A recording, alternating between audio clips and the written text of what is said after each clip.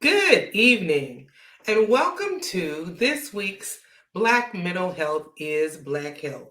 Well, tonight we are going to celebrate poetry, and I'll tell you in a minute what that has to do with our mental health. It has a lot, and my guests will be able to share that as well.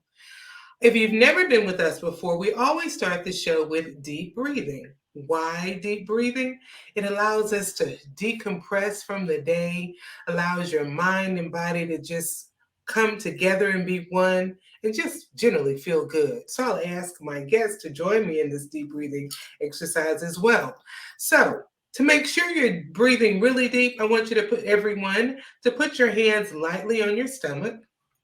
And when you breathe in, you're going to breathe in so deeply, you're going to feel your stomach expanding because the air is not just going to your chest, but it's going all the way in. We're going to breathe in to a count of four. We're going to hold it for a count of four, and then we'll exhale for a count of four. We'll do this 3 times. Let's start. Breathe in, 2, 3, 4. Hold, 2, 3, 4. Out, 2, 3, 4. In, 2, 3, 4. Out, 2, 3, 4. In, 2, 3, 4. Hold, 2, 3, 4. And out, 2, 3, 4. How was that for you guys? You can unmute yourself if you're on. You can stay on unmute because I'll be calling on you and you never know when. Just stay unmuted. That was great. So, yeah, and I forgot to hold the second one. Sometimes I forget, but it's just a way, and it's something you can do for yourself, just to say, "Oh, I need to regroup." You're sitting at a red light, and you don't want to be the one with road rage. Stop and take a few deep breaths, put more oxygen in your brain, and you're so much better for it. Well, this month is National Poetry Month. Poetry is so important. It's a great way of expressing yourself as a poet, as a reader. You can read it, and it's like you might have certain poets that you like, and you just like, oh man, when I read them, I feel good, or when I read them, I get all fired up, and I've got to go do something. So, so much. So, I'm just gonna call you as you appear on my screen to introduce yourselves, and we'll go from there. So, Keisha, um, tell us something about yourself. Tell us something cool about yourself, and just who are you? Yeah, so my name is Lakysha Burns, but most people call me Keisha. My day job, I work at BMO Bank as a strategic initiatives manager.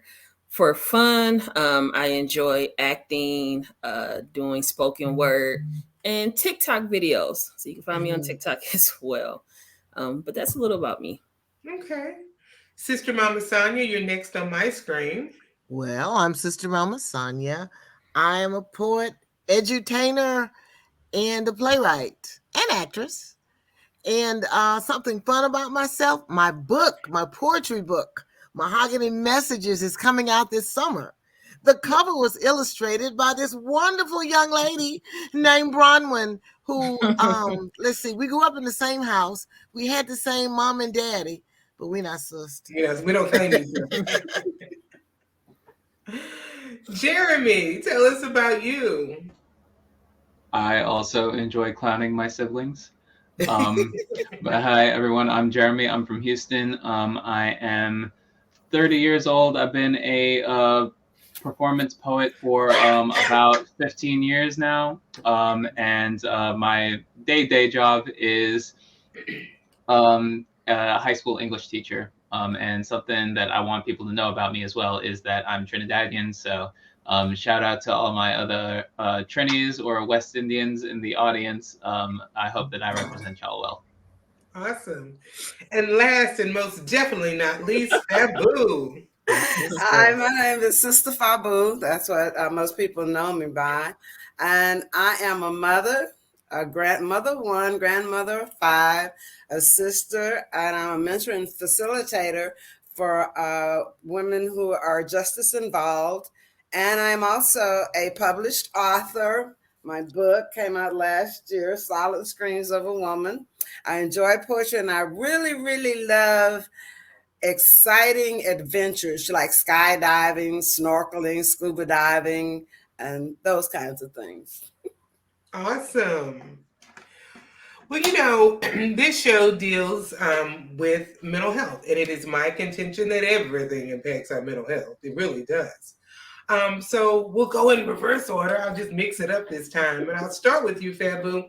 Why do you think poetry is important to mental health? Well, for me, it's important to mental health because it allows me to express what would otherwise be repressed pain. It would be otherwise, and I'm able to get it out. I'm able to get it out of my head and put it on paper in ways that I probably wouldn't say to a person face to face, but I'm able to put it on paper such that I can feel okay in owning my feelings, okay in being who I am because I've gotten it out. And that's very therapeutic for me. Awesome. Jeremy, what about you? Do you think there's a tie between mental health and poetry? Absolutely. I very much relate to what Sistah Fabu is saying. I come from the world of competition poetry and performance poetry, where people are not, just writing to get their emotions out and express their feelings. That's a big part of it. But also, it can get tied up in, what's the way that we're going to present this to people in such a way that it's going to score the most points or that it's going to make the most money for people, right? And so that ends up affecting your mental health in such a way that even if you're doing a good job, even if people are really vibing with you and everything like that, you end up attaching your self-worth to what other people think about you, right? And so I had gotten to a point in my poetry career, and in listening to fellow poets, how they feel about the way that all of this has gone down, such that I realized that something that was healing for me at first ended up evolving into something that was just another job, just another form of rat racing, right? And stepping away from that and learning to evolve the way that I see poetry really helped me to be able to not only take my mental health in a good direction, but also envision better ways that we can think about society such that we're not in competition with each other all the time. We're not reproducing things that are going to negatively affect our mental health. Wow. Good insight on that. Sister Mama Sonya. Well, I say ditto, Sistah Fabu, ditto, Brother Jeremy. I see poetry also as just an outlet. They call me the poet laureate of the funerals because I did one today, got one tomorrow, got one next week, had one last week. And I do, to me, that is a gift. It's a way of me getting through my grief and taking that person's life and putting it into poetry. And it helps me get through grief. I've had at least 15 deaths to touch me at least 15 times this year. And many of them I've had to send poems to Bahamas and all over the place. So I see it just a way of releasing, of me doing for grief. I do them for birthday parties, and I do it for weddings. So to me, poems are my gifts to the world or my gifts to someone else. So it allows me to just give of myself when sometimes you think you're at the end of it. Write a poem, and then you can give that. Awesome. Lakysha. I'm trying to call you Lakysha, not Keisha. You can call me Keisha. You can call me Okay, because that's what I'm used to, girl. Yeah, this when somebody Google search me, this Lakysha Burns. No, but I relate to what everyone before me said. I do find it as a release. For example, when George Floyd was killed, and I didn't know really what to do with all of my emotions. And I wanted to do something impactful, but I'm not the person that's going to protest or, be on the front lines anywhere. And I'm like, I was able to release what I was feeling in a poem. So I wrote a poem at the time called I'm Tired. And that just, it really helped me at the time. And then also, I've written poems that have been done at funerals or been attached to obituaries, so I can kind of relate to what Sister Mama Sonya said as well. And then with Jeremy, I found myself at times like comparing my work to other people and kind of feeling like, well, maybe I'm not good enough, or so getting away from that and really focusing on my God-given gift, and what God gave me is for me. He's going to use me how he wants, and my gift is not like anybody else's gift. So realizing that and sitting in that has been therapeutic as well. Well, Keisha, I'm gonna let you start. You were sort of talking, but is that the poem you're gonna do? No. Okay. The poem I'm gonna do is entitled I'm Famous. Okay. Let me get the slide up. I will let you begin. All right. Maybe I should say thank you, because you have made me famous. The whole world knows my name. So I guess this is what fame is. I wanted my name to be known, but not quite this way. See, I'm famous because you decided to take my life that day. Oh, and thanks to you, my mom has been made famous too. Pictures and videos of her crying have been all over social media and YouTube. So what if I was selling cigarettes or had a hoodie, some candy, and a drink? So what if I was sleeping in the park? I guess all of that makes me a threat. At least that's what you think. But tell me something. Did my melanin intimidate you? Or maybe it was my style. Was I too articulate for your liking? Or maybe it was that lawsuit I decided to file. Did you really think that gun was real? Or that I was reaching for more than my license? They say there's a cost for fame, and I guess my life is what the price is. I had dreams of being a pilot, but you saw me as a thug from the hood. But if you ask those who really knew me, they say I wasn't perfect, but my heart was good. Some call me a peacemaker who loved working with plants, but all the world knows was that I couldn't breathe. Did you know I had a 3-month-old baby who, because of you, I never got to see teeth? I went viral because you shot me while I was lying on the ground, and my 15-year-old son got to see it. And you wonder why those around me are acting out? It's because even with our hands raised, we're mistreated. Oh, and who would have thought? Just sitting on my grandfather's lap would put me in the public's eye. I was just 5 years old. It was too soon for me to die. And why'd you have to trick me and lure me into the alley? You killed me for no reason. Your beef wasn't with me. It was with my daddy. I remember asking a cop if he would be willing to keep me safe. Well, I guess I got my answer, because 2 weeks later, you decided my fate. Being famous isn't what it's cracked up to be. So you can have it if it's all the same. But I guess it's too late, because the whole world already knows my name. Thank you. Wow. Gotta let that sit a minute. Ashe. How did you find that healing when you wrote that? So I wrote that after the killing of Philando Castile. And I mean, we had Trayvon Martin and Eric Gardner, like all of those hit hard, Mike Brown. But it was something about that one that just really did something to me. I don't know if it was seeing his girlfriend in the car, like the whole situation. I don't know. I needed a release. And I just started researching the people and like kind of getting their backstory. Like they're famous because they were killed, but who were they? So I wanted to like incorporate some of that stuff in the poem, and doing that again, like the poem I'm Tired. I just got a release. Like I felt like I did my part to kind of get their story out. And it gave me something to do with the frustration and the anger and the hurt and just everything that I was feeling. And that's true. That's that part of it that is that emotional healing. And as a listener, um, it did make the individuals even more real. You know, like you hear, you're right, I'm famous because I was killed, really?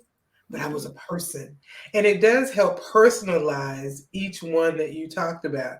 And when you told us just a little of their story, we knew who they were. But it made them even more real. So yeah, thank you. That was good. Any other comments from my other poets? Thank you for sharing that. That was awesome. Thank you. Ashe was off the chain, and it just brought home all those beautiful young men and women who we've lost. Thank you so much for that. Yes, No I problem. say and ditto. You know, poetry is also a way to be a keeper of history. And by that, I mean, you know, our words, when you put those words to paper, they're there forever. And now, more so than in the past, it used to literally be on paper and, you know, paper can disintegrate. But now, with the internet, with, you know, just what you say and what you've done can be there. And what all of you said and will say and do will be there. And it can be healing in that moment for anyone. Um, Sister Mama Sonya, what poem would you like to share? You're muted. Yeah, I want to share, and mine are two rolled into one. Dealing with family and love. I do a lot of, like Lakysha, I do a lot of poetry about, liberation, and my book is full of that. But I like to share about family. Many times we don't hear about the Black family and how much we are loved. So I'm going to do one called, what is this thing called Black love? Sistership. All right. What is this thing called Black love? A precious gift from God above. It's hearing his name as it puts a smile on your face. It's finding comfort when you're in her space. It's loving and caring for each other, inspiring, supporting, and encouraging one another. What is this thing called Black love? A challenging gift from God above. It's taking time to listen when you really don't want to hear. It's that safe sanctuary when you don't feel secure. It's laughing with each other when nothing is really funny. It's turning the bitter into sweet bread and honey.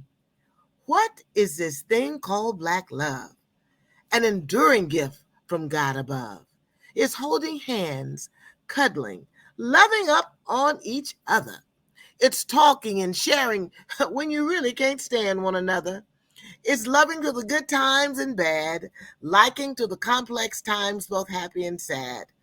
What is this thing called Black love? A fulfilling gift from God above. It's keeping yourself when never forgetting who you are within. It's taking care of you by staying strong in your own skin. It's never giving up or denying yourself. It's caring and embracing and nurturing oneself. What is this thing called Black love?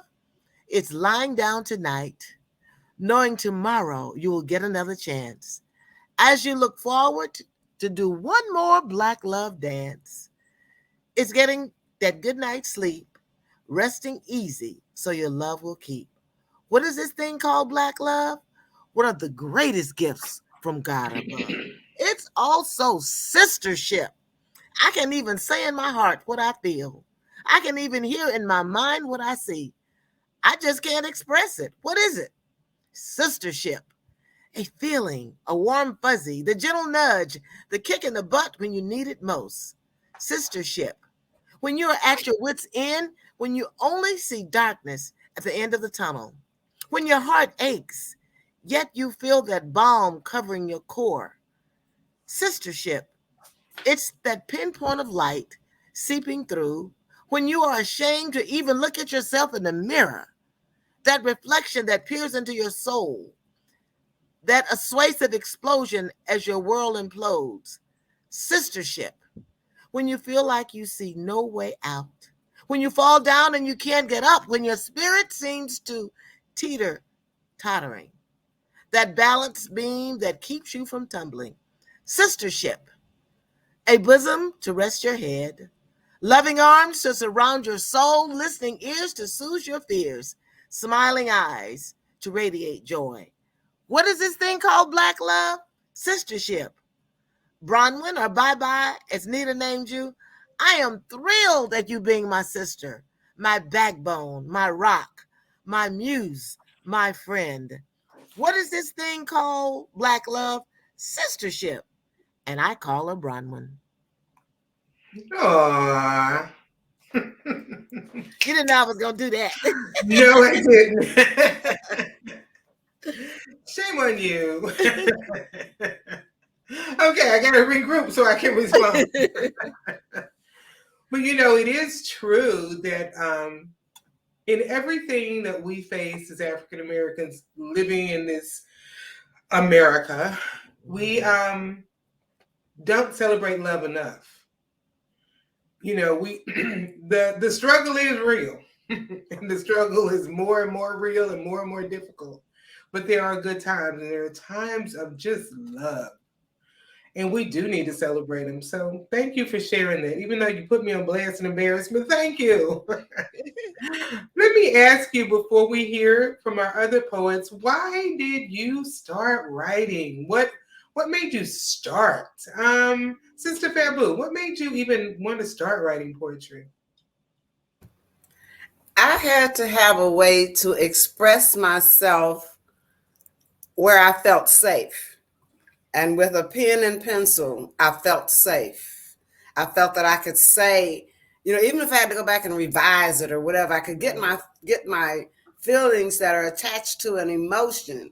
I could express that and own the way I felt. That's what made me start writing. Cool. Keisha, what made you start? Well, when I was younger, I wanted to be a rapper. And so I used to write raps. I wrote my brother's first song as well. And once I saw Def Poetry Jam, originally, let me go back and say, I wasn't a fan of poetry. I didn't know the different types of poetry. I just think of the trees and the grass and there's flowers and that type of that's what I had in mind when I thought of poetry.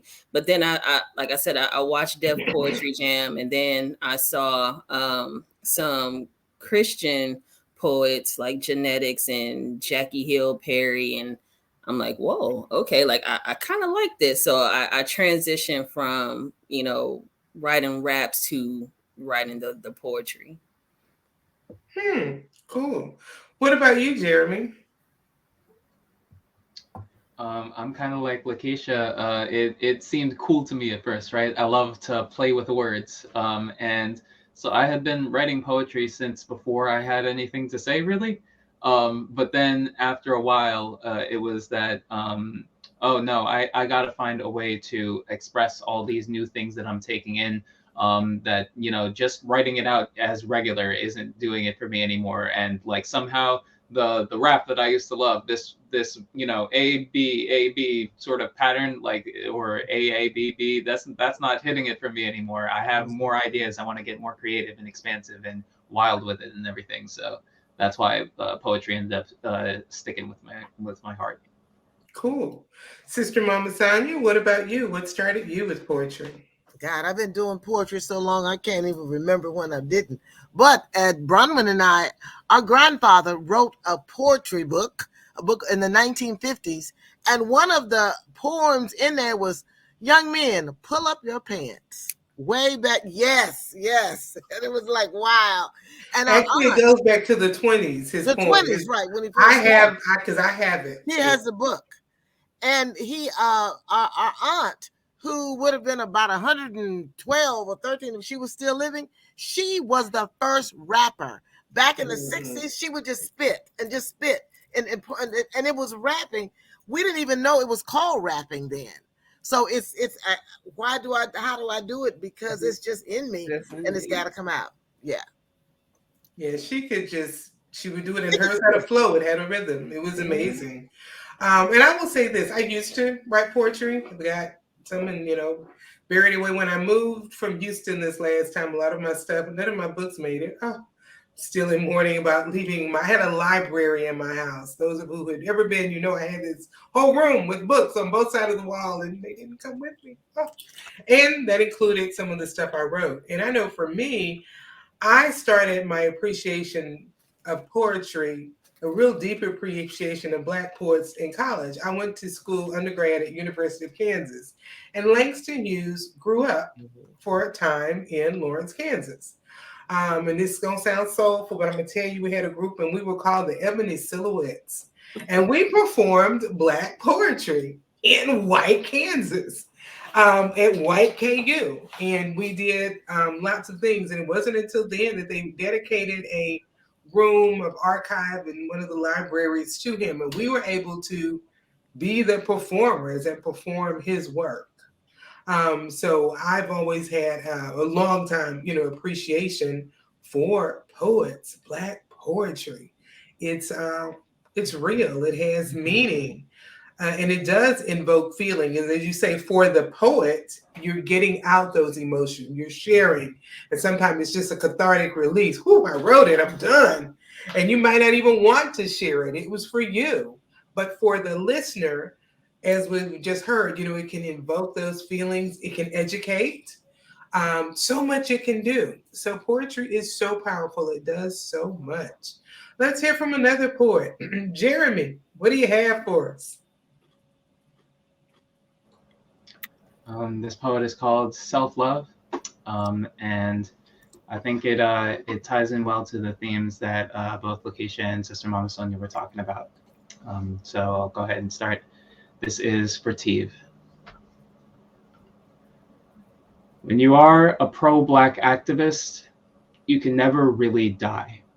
You give your life to building this family, and we will overrule a bullet's permanence. We have survived every assassination after all.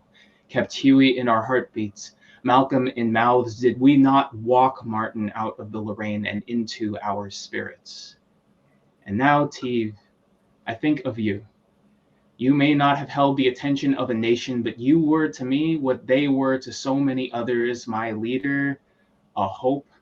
And I think of how I could be bitter over the death of yet another Black activist, or I could accept that we are still here keeping you alive, you embodiment of community, always surrounding us first, then us surrounding you back. You carved an enclave of sanctuary in an earth trying to kill us, you injection of peace, pro-Black skydiver, always on a new extraction mission, dropping daily into the thick of war and staying there until it was war no longer, reclaiming each spot you touched, a new planet for people of color. Do not come for us, you warned.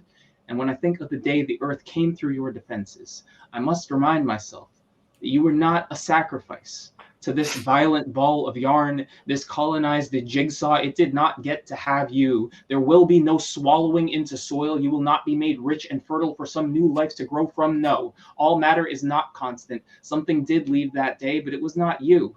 It was this world they want us to live in that does not deserve the gift of you, that only lets your memory exist between apathy and survivor's guilt, that says you had so much more to live for, but means more to give on a planet that gives you nothing except for reasons to want to leave. But Tive, how could you choose to leave something we were never a part of? Why be bitter about what the takers could not take from us? The irony is, when I think of the most radical self-love I know, it is your selflessness. You still living unto us, asking us if we needed a space to heal that day. And I think of you speaking the next day and laughing the day after that, still living like your oppression's cure, transcending earth, till our existence is more than a constant fight. Till a Black girl's life is not just waiting to be taken by anyone. Here, anti-Blackness dissolves. Here, the rescue mission has an escape. And after all you've done, I feel like I don't deserve to be here, but I know I am invited.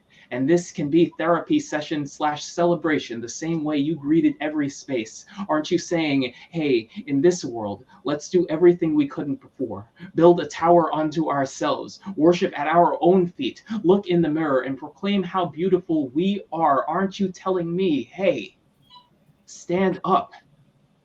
There is a war to win.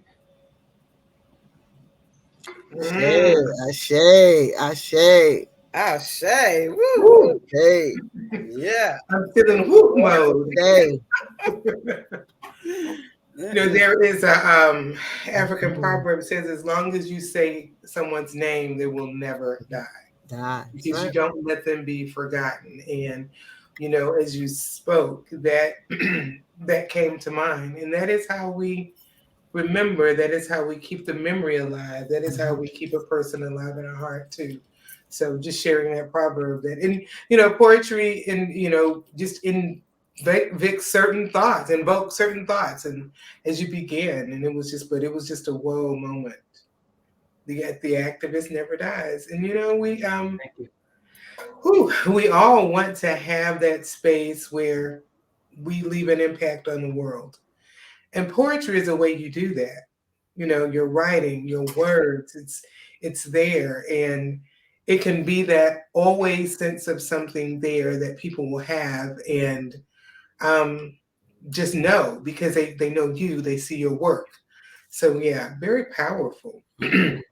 um, Before we do our another poem, just more questions about poetry. What could you say to someone who, we have a teacher in here, so that'll be interesting. But looking at how do we get younger? Now we have two really young people, two not as young, three not as young, two really young. So how do we get younger people involved in poetry? Jeremy. Yeah, I started as a youth poet. I was in competition poetry since I was 19 years old. And I think that, you know, for me, it was something that I was drawn to, that I was attached to. But I'll be teaching my students, and a bunch of them will come to me with, I don't like poetry. And that's because, you know, for the most part, they haven't been exposed to any poetry that they like. And a lot of people, my poetry isn't their thing, right? They don't necessarily want to hear about poems about racial struggle or justice or anything. They can't relate to that yet. They haven't had those life experiences.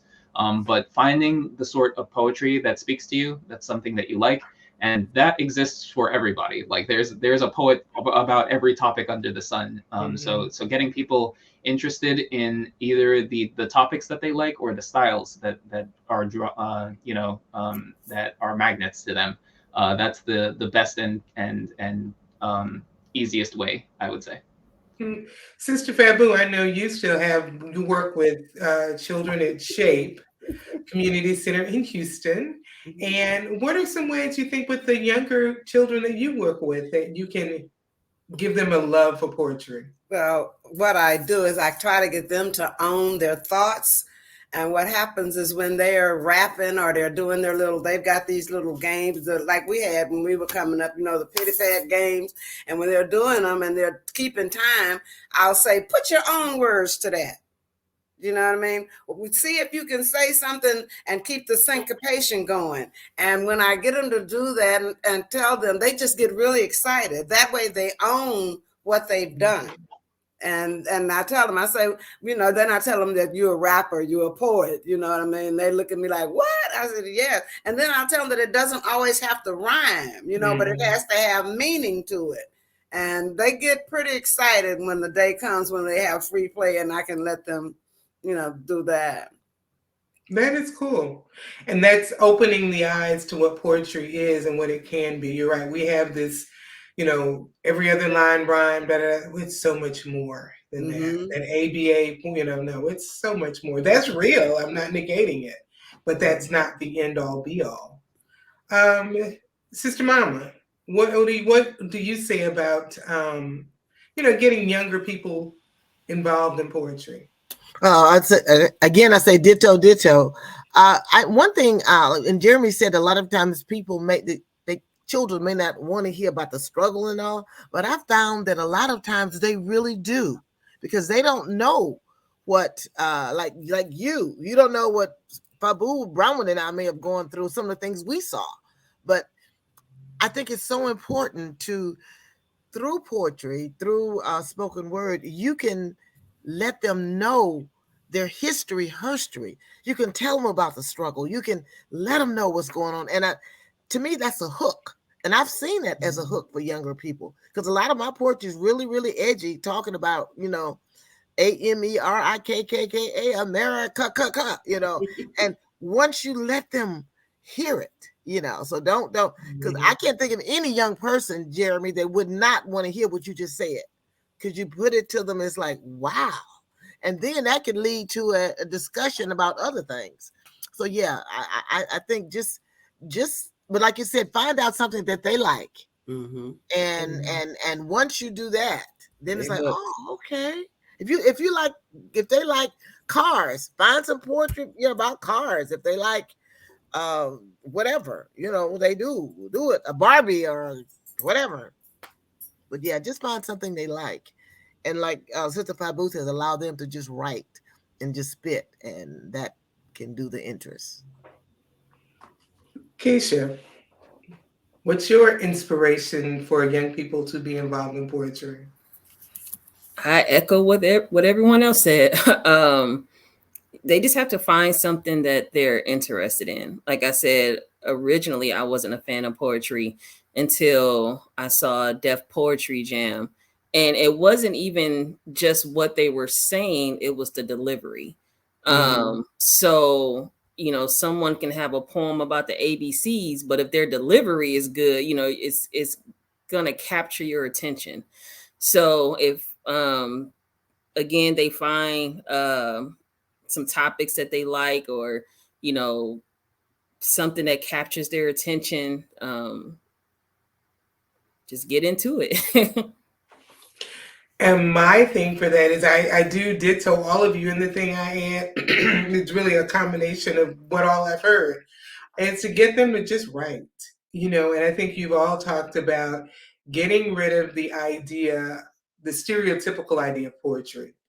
And like Sister Fabu says, to let them do, when they do their own rhymes out loud, that's poetry for real. And you are changing the idea, and then begin to get them to put it on paper. I'm saying put it on paper. I'm, dating myself, so I'm old, but typing it in, getting it where you can see it, putting it in black and white. And I was a teacher for years and a school counselor, and I've used poetry a lot. And I can say when children see their words in writing, it is so powerful. I worked as a special education teacher, and I can remember one year I had a student who was age 13. Beginning of the year, he started at a first grade reading level.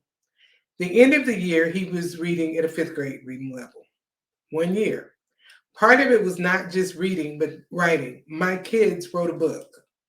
They did a book of stories and poetry, and the librarian actually put it in the library. So they were real published authors, and it was something I just, desktop published. Went and had it bound though, so it was really pretty. And it was their stories. And to see that was really motivated for them. So they wanted to write better. They wanted to read better. And anyone who's in education knows if you can go from a first grade reading, it was at a 1.6 to a 5.3 reading level in 1 year, you worked hard. But it generated that love for reading and for writing. And I think I can remember, them seeing it and writing, this is what you did. And it was like amazing to them. So another way, just generating, because I have a love for reading and writing, and thinking that we should, really generate that. And that is one way. Sistah Fabu, what do you have to share with us today? You're muted. Okay. I had two pieces I wanted to do simply because, as a facilitator and mentor of trauma-informed care, using a gender-specific approach for justice-involved women, I have a great compassion for women, women's issues, and particularly issues where it seems like their voices have been taken from them. Thus, my book, The Silent Screams of a Woman, because, women's screams are never silent. We bury them deep and they just go, So I decided that I would do the poem from the book as opposed to the other one, when I first got my voice back, when I first, got my voice and spoke out. And I said I would dedicate it to the woman who leads from the front, even though she's lost inside. The woman who cries in the shower so that no one else can see. The woman who lives quietly in anxiety because nobody understands what you could possibly be stressed about. To the woman who smiles all day in public and goes silently into the night. I see you. I stand in the gap for you. I am you. You are my sister. And the part where I found my voice is the poem called I'm Sorry. I'm sorry I don't conform to your world. If I don't play the games by your rules, if I say that the sun is more than the nearest star to our planet, if I say that the wind is more than the result of opposite temperature zones, if I say that love is so very much more than a physical attraction, yes, I'm sorry I don't conform to your world. But then, how can I possibly explain to someone who has never sought the first flower of spring, to someone who has never felt the warmth of the earth after a sudden summer shower, to someone who doesn't know that love is woven of many tiny fibers, to someone who doesn't understand my silence, therefore can never understand my words. Yes, I'm sorry I don't conform to your world, but I feel even sorrier for you. For the sky in your eye will never mean anything more than an indication of the weather. Whoa, whoa, whoa. Each time I have to just stop and breathe. Love that. Love that. Ashe. Thank you. The way you brought that line about the sun deck, that was poetry. Yes. In motion. Yes, truly poetry. Well, tonight has been about well, the other thing we haven't just explicitly said is poetry is about self-expression. Mm-hmm. And it is so important. And when we think about the mental health aspect of it, being able to just express yourself, and you've all said it, it's a way of expressing what's in here, what you're thinking, what you're feeling. And self-expression is so important. Can you say what you're thinking, feeling? Can you manage those thoughts? And poetry is a way to do it. So to all of you listening, I encourage you, write it out. Mm-hmm. It doesn't have to rhyme. It doesn't have to have its own rhythm. It's what you have to say. Mm-hmm. And as you've heard my guest tonight, it's an expression of who you are. And it only has to be for you. You may not want to share it, but you have something to say. And this is a way to say it. So I encourage you all to write. So I'm actually going I end every show with a call to action. And a call to action for me is something that you do as a result of this show. So I give you some hints, but there are many things you can do. And first it is put your thoughts on paper. Share for yourself with yourself. Mm-hmm. It doesn't have to be anybody, doesn't have to be beautiful. It doesn't even have to be spelled correctly. It doesn't have to be grammatically correct because it's your thoughts and your feelings. So put your thoughts on paper. Check out some poets. Poetry is very powerful. Go to the library. It's an old school thing. People still do. I'm finding more and more people are going back to libraries and wanting to touch books. Download some books of poetry. Find a poet you like. Find someone, as Jeremy said, who speaks to you. Because there's so many different styles of poetry. Check them out. It's a way of just increasing your mind and your own bandwidth. And I always end my last call to action is and will probably forever be an educated voter. Why? And you said, what does that have to do with the topic? Well, we see where more and more books are being banned in more and more states. And Texas is, we're just going to say we're in Texas. Well, if you're an educated voter and you're voting you might have an impact on people who are there to ban books. That Rosa Parks can't be mentioned in schools? Be an educated voter so that different poets can still be in books, because many poets have been banned. And you're reading and you're like, I'm not getting what is wrong. So be an educated voter and vote, not just in a presidential election. Every election is important. And you need to be an educated voter by being aware, not just in an election cycle, but all year long. I'll also encourage you to share. I'm going to start reminding myself to remind. If you heard it tonight and my guest, if you're on Facebook, share it. Follow me on Facebook, Black Mental Health is Black Health, and on YouTube.